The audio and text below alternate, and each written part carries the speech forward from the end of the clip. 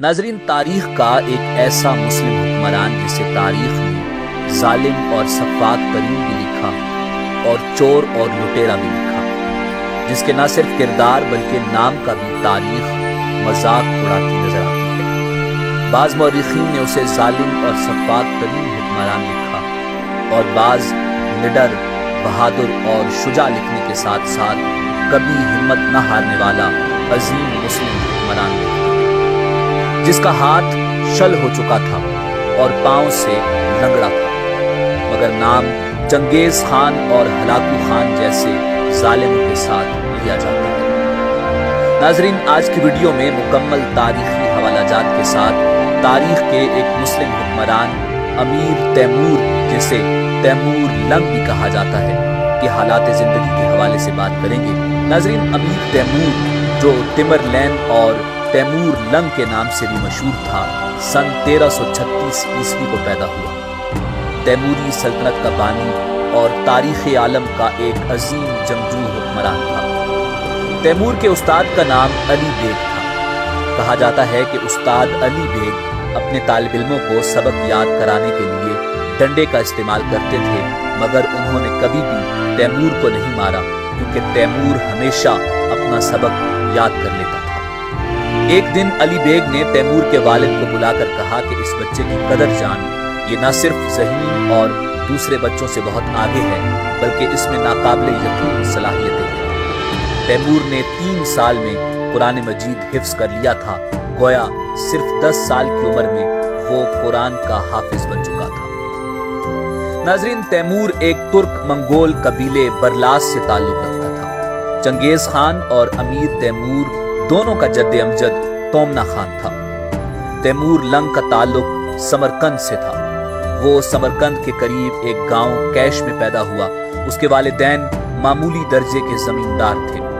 Timur دریائے چوہو کے شمالی کنارے پر واقع شہر سبز، جسے کوکش بھی کہتے ہیں، میں سن 1336 عیسوی میں پیدا ہوا۔ یہ علاقہ اس وقت چغتائی سلطنت میں شامل تھا، جو زوال پذیر تھی۔ چغتائی حکمران بے بس ہو چکے تھے اور ہر جگہ منگول اور ترک سردار اقتدار حاصل کرنے کے لیے ایک دوسرے سے لڑ رہے تھے۔ تخت نشین ہونے کے بعد اس نے صاحب قرآن کا لقب اختیار کیا۔ ناظرین، علم نجوم کی روح سے صاحب قرآن وہ شخص کہلاتا ہے جس کی پیدائش کے وقت زہرہ اور مشتری یا زحل اور مشتری ایک ہی برج میں ہوں۔ ایسا شخص اقبال مند، بہادر اور جری سمجھا جاتا ہے، مجازن اپنے دور کا عظیم ترین حکمران۔ تیمور نے اپنی زندگی میں 42 ملک فتح کیے۔ وہ دنیا کے چند نادر لوگوں میں شمار کیا جاتا ہے۔ تیمور کی ایک خاص بات یہ تھی کہ وہ ایک وقت میں اپنے دونوں ہاتھوں سے کام لے سکتا تھا۔ وہ ایک ہاتھ میں تلوار اٹھاتا تھا اور دوسرے ہاتھ میں کلہاڑا۔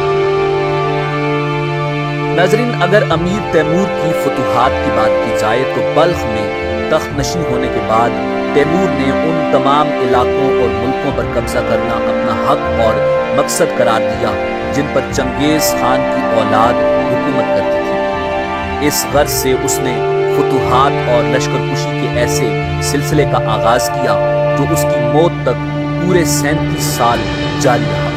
تیمور کے ابتدائی چند سال چغتائی سلطنت کے باقی ماندہ حصوں پر قبضہ کرنے میں صرف ہو گئے۔ وہ سن 776 ہجری میں کاشغر اور سن 781 ہجری میں خوارزم پر قابض ہو گیا۔ اس کے بعد اس نے خراسان کا رخ کیا۔ سن 1381 عیسوی بمطابق 783 ہجری میں ہرات کے خاندان کرت کو اطاعت پر مجبور کیا۔ اگلے سال نیشاپور اور اس کے نواح پر، اور سن 785 ہجری میں قندھار اور سیستان پر قبضہ کیا۔ 1386 میں اس نے ایران کی مہم کا آغاز کیا جو یورش 6 سالہ کہلاتی ہے، اور اس مہم کے دوران میں مایندران اور آذربائیجان تک پورے شمالی ایران پر قابض ہو گیا۔ اس مہم کے دوران میں اس نے گرجستان پر بھی قبضہ کر لیا۔ ناظرین، سن 1391 عیسوی میں تیمور نے خاندان سرائے کے خان توکتمش کے خلاف لشکر کشی کی، جو فوجی نقطہ نظر سے فن حرب کا ایک عظیم کارنامہ سمجھی جاتی ہے۔ سرائے کے خان توختمش کو سائبیریا کے آگ اوردہ خاندان کے حکمران ارس خان نے تخت سے بے دخل کر دیا تھا۔ تیمور نے توختمش کی مدد کی اور اس کو دوبارہ تخت دلا دیا، مگر توختمش خوارزم کو اپنی سلطنت کا حصہ سمجھتا تھا، اس لیے اس نے تیمور سے خوارزم کی واپسی کا مطالبہ کر دیا۔ خوارزم دونوں حکمرانوں کے درمیان ایک مستقل نزاع بن گیا اور اس کو حاصل کرنے کے لیے توختمش بار بار تیموری سلطنت پر حملہ آور ہوتا رہا، کبھی سیر دریا اور کبھی خوارزم کے راستے اور کبھی قفقاز اور آذربائیجان کے راستے۔ تیمور نے توختمش کی سرکوبی کے لیے 2 مرتبہ روس پر لشکر کشی کی۔ ان میں پہلی لشکر کشی سن 1391 عیسوی میں سیر دریا یعنی دریائے سیہون کے راستے کی گئی۔ تیمور اپنے عظیم لشکر کو قازقستان کے راستے جنوبی ارتش اور یورال تک بیاب و گیا میدانوں اور برف زاروں سے کامیابی سے گزار کر لے گیا اور موجودہ سمارا کے قریب 18 اپریل سن 1391 کو توختمش کو ایک خونریز جنگ میں شکست دے دی۔ ناظرین، روس کی مہم سے واپسی کے بعد تیمور نے سن 1392 عیسوی میں ایران میں نئی لشکر کشی کا آغاز کیا جو یورش 5 سالہ کہلاتی ہے۔ اس مہم کے دوران اس نے ہمدان، اصفہان اور شیراز فتح کیا، آل مظفر کی حکومت کا خاتمہ کیا اور بغداد اور عراق سے احمد جلائر کو بے دخل کر دیا۔ اس طرح وہ پورے ایران اور عراق پر قابض ہو گیا۔ تیمور ایران کی مہم سے فارغ ہو کر ابھی تبریز واپس ہی آیا تھا کہ اس کو اطلاع ملی کہ توختمش نے دربند کے راستے پر دوبارہ حملہ کر دیا ہے۔ تیمور نے دریائے تیرک کے کنارے 18 اپریل سن 1395 عیسوی کو توختمش کو ایک مرتبہ پھر شکست فاش دی۔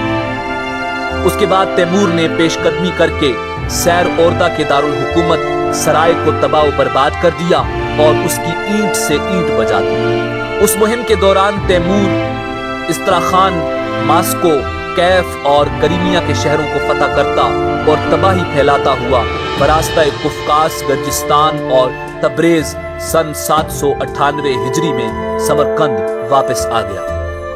ناظرین، اب بات کرتے ہیں ہندوستان پر حملے کی۔ سن 1398 عیسوی میں تیمور ہندوستان کو فتح کرنے کے ارادے سے روانہ ہوا۔ ملتان اور دیپال پور سے ہوتا ہوا دسمبر سن 1398 عیسوی میں دہلی پہنچا۔ دہلی کو فتح کرنے اور وہاں قتل عام کرنے کے بعد وہ میرٹھ گیا اور وہاں دریائے جمنا کی بالائی وادی میں ہندوؤں کے مقدس ترین مقام ہردوارہ میں لوگوں کو یہ سمجھ کر قتل کرنا شروع